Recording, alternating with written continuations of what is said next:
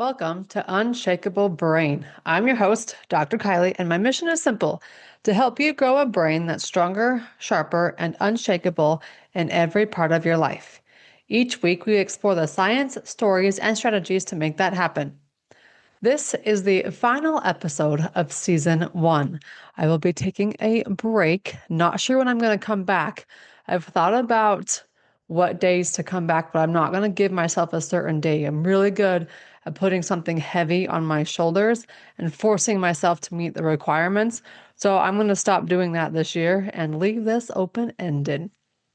So today we're going to talk about the shifts, the changes that are coming to this podcast, because the next time you see it, it'll be known as Unshakable Belief. Now, it's come around multiple times in the last 2 weeks, 3 weeks, honestly. I was recording a separate podcast episode with a friend, and on this day before Christmas in 2025, I had 4 different podcast episodes recorded with 4 different guests. And I cannot find the recordings. They're gone. But on this podcast with a friend, she's really big, but we both are. We're both huge believers in creating what you want in your mind first, and then helping it become reality. Doing the things that you need to do to help it become reality. One of my favorite quotes is from Mr. Beast, the 30-year-old YouTuber, 28-year-old, I don't know how old he is, but he says, when you see me accomplish something, I've already accomplished it in my mind a year prior.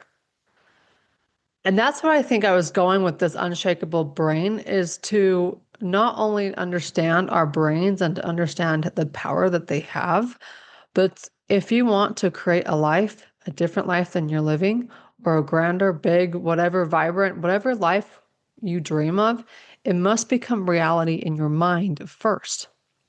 And on this podcast, as we were recording and talking about the power of journalism and writing things down as if they've already happened. So you write things down in the present, even though they haven't happened yet, because your brain doesn't know any different. You're just training it to believe the future is already here. And she dropped this phrase on there, and it was unshakable belief. And I immediately was like, that's a podcast episode right there, or a brand. It's in and of itself. And it just hasn't left me since then.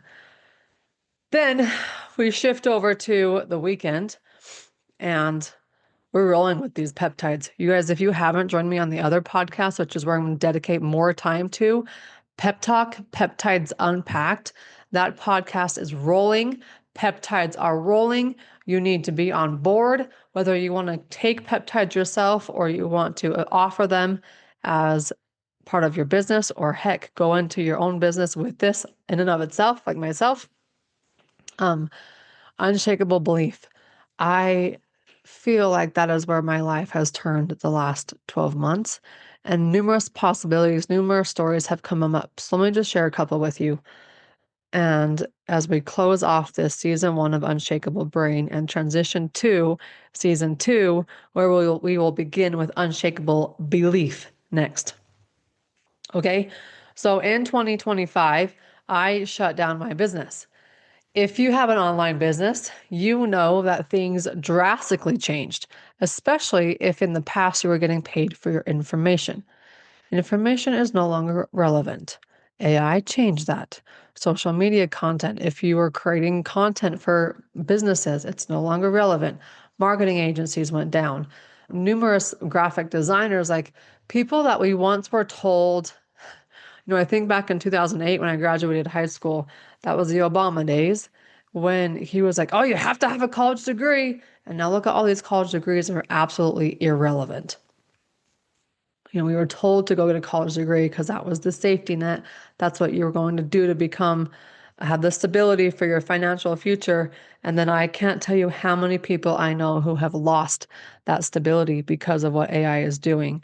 So if you're on that boat and you need to shift into something new, have unshakable belief that the new thing is going to work too, especially if it's joining me in the peptide space. You can go to drkylieburton.com and find out more. Okay. So unshakable belief and shutting that business down, that was what we call a high ticket model. Anything I sold was over $5,000. It was high ticket. I was very good at marketing and sales in that aspect. And I'm shifting over to a low ticket model. And that takes unshakable belief that this model is not just does work, but it's going to work for me. We have a good friend. He owns a great harvest here in Utah. And his is all low ticket. Like his most expensive thing is a gift box for like $150, you know? And right before Christmas, he does on the 23rd of December, it's his highest day every year.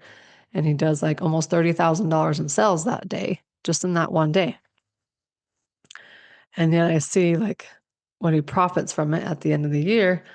And I'm like, okay, the low ticket business model works. There's proof of it. All I need is proof that something else works and that somebody's already doing it. Once I have that proof, I just know it's a matter of time for me. Okay. Unshakable belief that the old no longer works and you can shift into the new, which will work. That was the first story example of why I want to shift from unshakable brain into unshakable belief. The second goes back to tennis. Now, I'm an avid tennis fan. I love tennis. So much so that I can tell you the history for the last, decade of me watching tennis. I can't play it worth a crap. I don't play tennis, but I love watching the sport. And over the weekend, we're talking about like that last weekend in January, this past weekend actually, there's two semifinal men's matches in the first big tournament of the year. There are four major tournaments every year, and each tournament is 2 weeks long. One is in Australia, which is where this one was, called the Australian Open. And then it goes to Wimbledon, and then the French Open, and then, or maybe it's the French Open, then Wimbledon, and then the US Open over Labor Day weekend in New York. Okay. Within the tennis space, men's tennis, there have been three dominating players. Their names are Roger Federer, Rafa Nadal, and Novak Djokovic.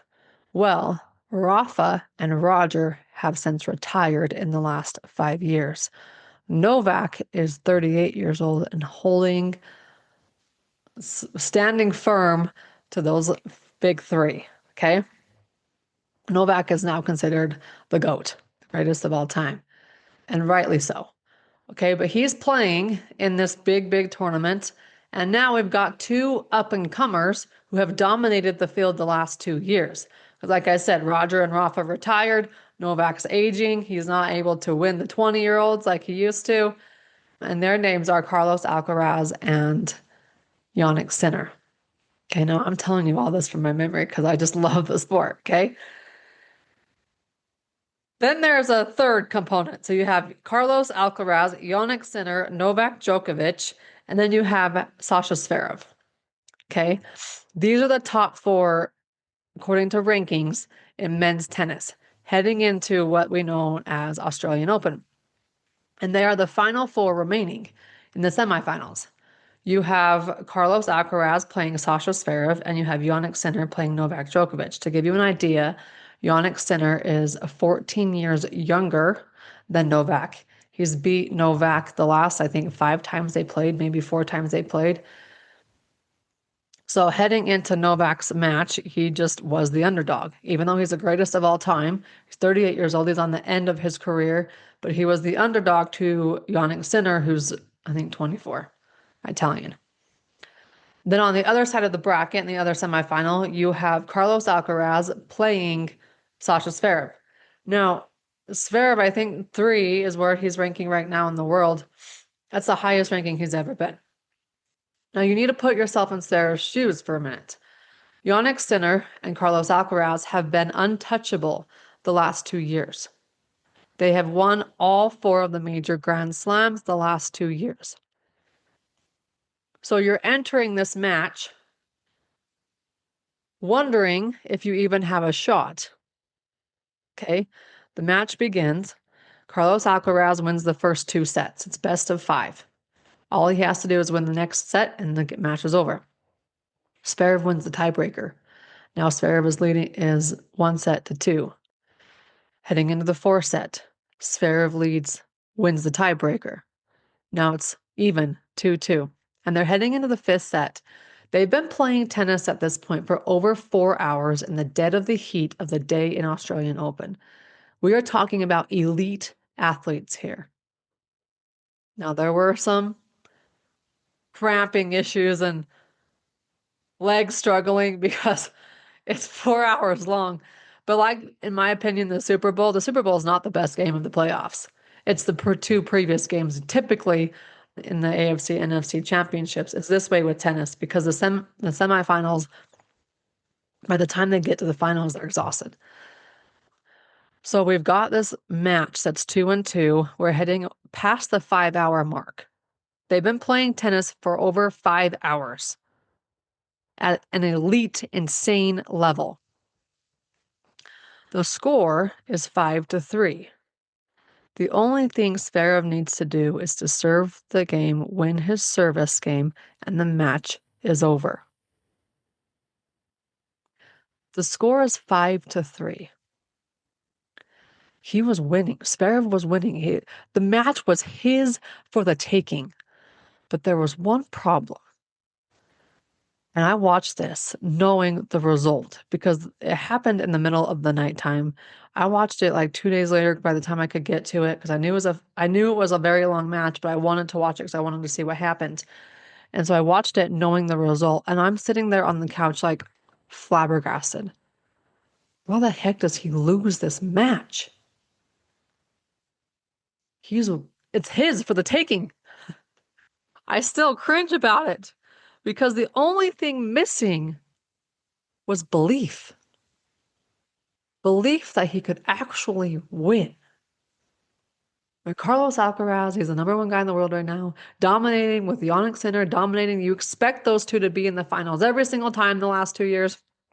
And here Zverev finds himself having worked on his tennis in a new, unique way, worked on his fitness to stay in the game with these 5-hour matches. But the belief that he could actually win wasn't there. And guess what? He lost the next 4 games. Carlos Alcaraz won the match 7-5, having played for 5 hours and 40 minutes. And it just like ripped my heart apart because I was like, dude, you had the skills. Yes, your legs were exhausted. Both of you are exhausted. I can only imagine how many electrolytes and things you were pumping trying to like during the breaks. But the only thing missing was the mental side of the belief that you could do it and that you could win this match. So I'm a little passionate about this concept of unshakable belief. Not just in our everyday life, but we see it in sports. We see it as people change their health. They have unshakable belief that they can lose the weight, that they can change their health. They have unshakable belief that they can start something brand new that they're terrified of, an affiliate type business, and make an extra $1,000, $2,000, turning into $10,000 a month for their family.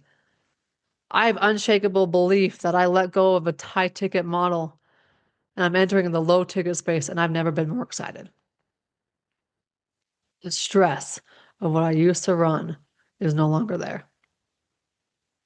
The freedom to do what I want and to create what I want, knowing that what I have, my zone of genius, my reputation, all of those things are still existing. We can run and we can run fast. And I love running fast because money loves speed. Okay? So the next time you hear this podcast, it is going to be called Unshakable Belief. We're going to bring you stories of people who have exercised unshakable belief in their life and totally changed it, whether that be through health, whether that be through a business, whether that be through a drastic decision that they had to make and they took the road less traveled. Whatever that case may be, I want you to have unshakable belief that you can create the next phase of life and make it better than the last. Maybe it's completely different because, guys, I'm a chiropractor. I haven't adjusted since 2019, nor do I ever plan on ever adjusting again. If you are a health professional, like I've been told many times, I am so sick of the one-to-one. Please get me out of it. And yet you haven't done a dang thing to work towards getting out of that one-to-one. Stop it right now. In fact, sorry, the year of the snake is gone. I don't get into much into numerology, but hey, I know the year of the snake was truly the year of the snake for a lot of us. And the beautiful part is the year of the horse is right around the corner. February 17th is when the year of the fire horse takes off. Now, to give you an example of how powerful this energy is going to be, let me pull it up on my Facebook because I can find the picture there the fastest.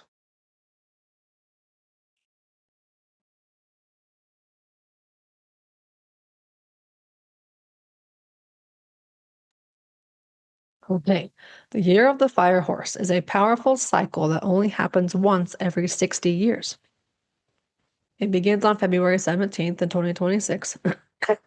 The last one was in 1966, and the next one won't be until 2086.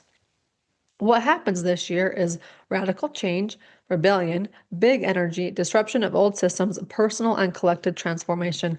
There has never been a better time to start something new, to start something that absolutely is terrifying, but you know that when you jump into this terrifying space, into something new, into something bold, that you're going to pick up this year of the fire horse energy and we're going to rock it together. Okay. If you want to become an affiliate and you haven't yet, go to drkylieburton.com/peptides affiliate. If you want to get rid of supplements, medications, hormones that you don't want to be on anymore because you're tired of the long laundry list of pills that you're having to take every day, stop them, get off of them, educational purposes only, talk to your physician, blah, blah, blah, blah, blah. But go get your peptides. I let go of everything from the health perspective too. I take BPC 157, TB 500. They call it the Wolverine peptide. This is the one peptide that everybody on the planet should be on, as well as thymosin alpha 1 for your immune system. Jump into previous episodes to dive into that. But if you want to eliminate all of the excess and go back to simplicity with your health and your wellness routine, BPC 157 is where you need to begin. Order your peptides now at drkylieburton.com. And then there's one extra thing happening this month in February. We're doing a big launch for the new peptide. Well, it's not the new peptide, but it's called,